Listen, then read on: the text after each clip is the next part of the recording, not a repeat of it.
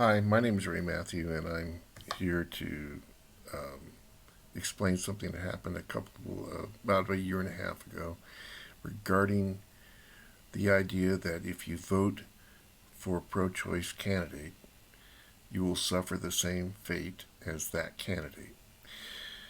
About February of 2019, I was sitting here at my desk right here, and I was just not thinking anything, just about to go online, I suppose, but I wasn't doing anything at that moment.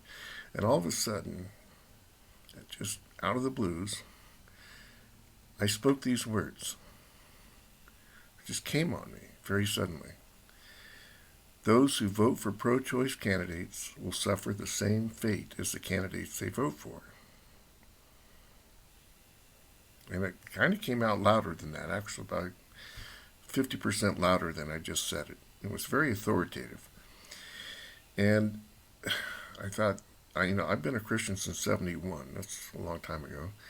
And Roe v. Wade passed in January of '73, so I'd been a Christian about a year and a quarter at that point.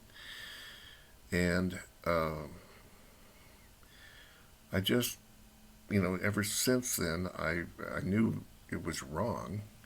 And I thought to myself, well,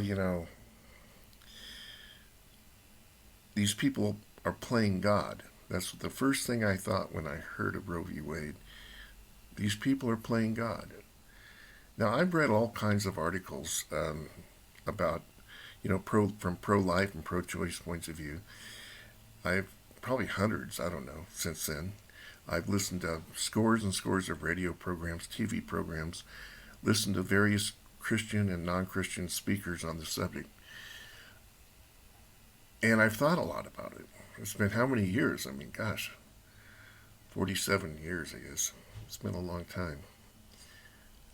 Um, but I never thought of the idea that if you voted for a pro choice candidate, you'd suffer the same fate. And that fate, I knew when I said it, that it was a spiritual fate.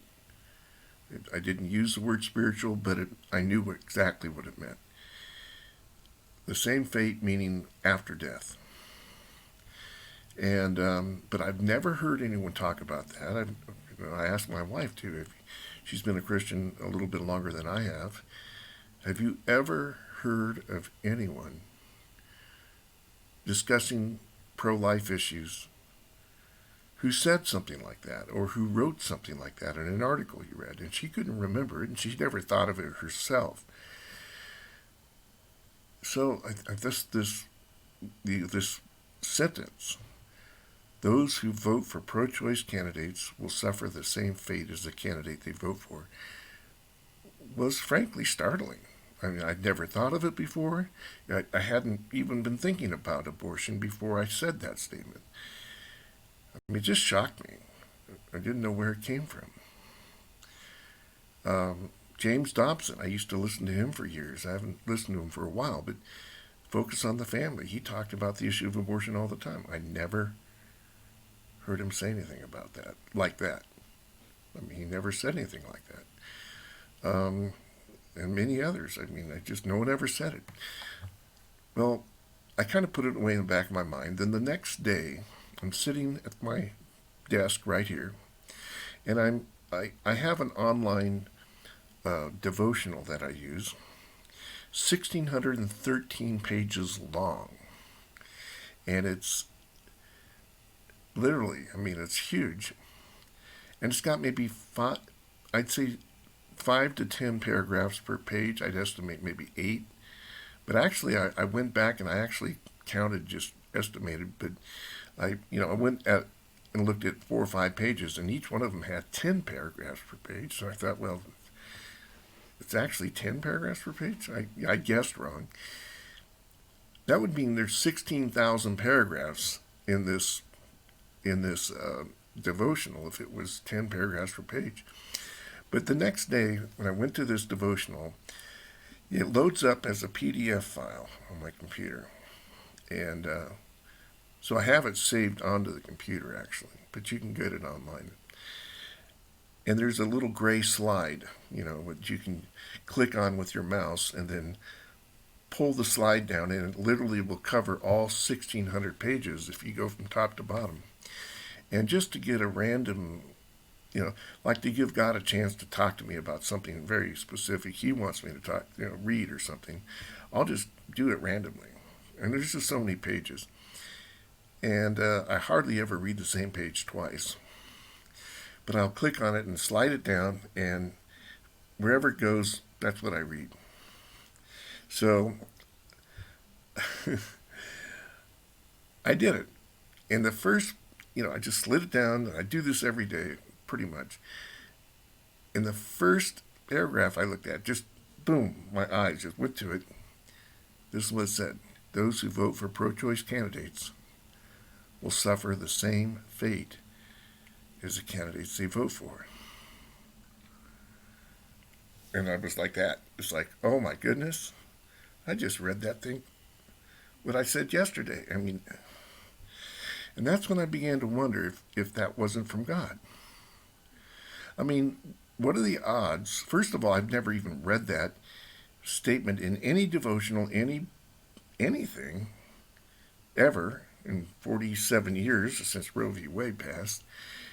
So, this was a very unusual position to take. No one else has taken it. So it's extremely unusual. I had never even thought of it until the day before.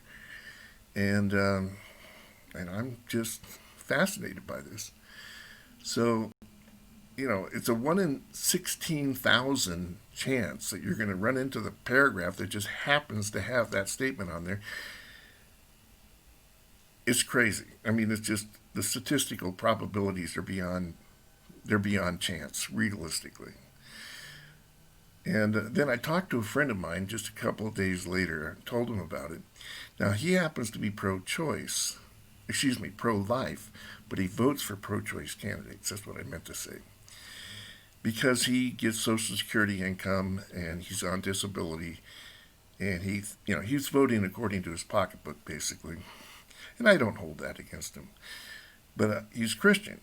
And he actually said, the one thing I don't like about the Democrats is they're pro-choice. Other than that, I vote for them anyway because, they care about the poor more. Well, I don't agree with that totally, but I understand where he's coming from. But I told him about this. I said, look, that thing came on me. I think it may have been prophetic. I guess you could call it a word of knowledge or a word of wisdom, which is one of the gifts of the Spirit. And I don't really I'm not really into that. I'm not saying I'm against it, but it is biblical. And this apparently was a word of knowledge and a word of wisdom, actually, supernatural, where God just sort of dumped something into my head. Now, maybe it wasn't, but it's pretty coincidental. So I told him about it, and he kind of, how when you talk to someone over the phone, how do you know when they're shocked, right? You hear silence, and you normally wouldn't hear silence in a certain setting after you say something, and you just hear silence, and you think, are you still there? Yeah, he was there. He was shocked, and he goes, uh-oh, I better change. And, I had voted for Ross Perot, who's pro-choice. Didn't vote for him for that reason. I voted for Tom Bradley when he was mayor of Los Angeles, but I think he was former mayor at that point. He was running for governor of California. I voted for him. He was pro-choice. I voted for Jerry Brown before he ran for his second term as governor. And I think it was even before he was mayor of Oakland, but he had been governor of the state of California already. And he was running for Senate, and I voted for him. He's pro-choice. But those are the only 3 pro-choice candidates I ever voted for. Now, my wife would never vote for a pro-choice candidate. She said, it's on the principle of the thing. She'd never do it. But I did on 3 occasions. Now, none of the candidates I voted for won that particular election they were running in. But I did vote for them. So I repented immediately of voting for those candidates, even though they didn't win, because that word of knowledge or word of wisdom didn't say anything about whether they won or not. Just that you vote for them, you're going to suffer the same fate they had. So I immediately repented also of these people that I voted for that didn't even win the elections that they were in.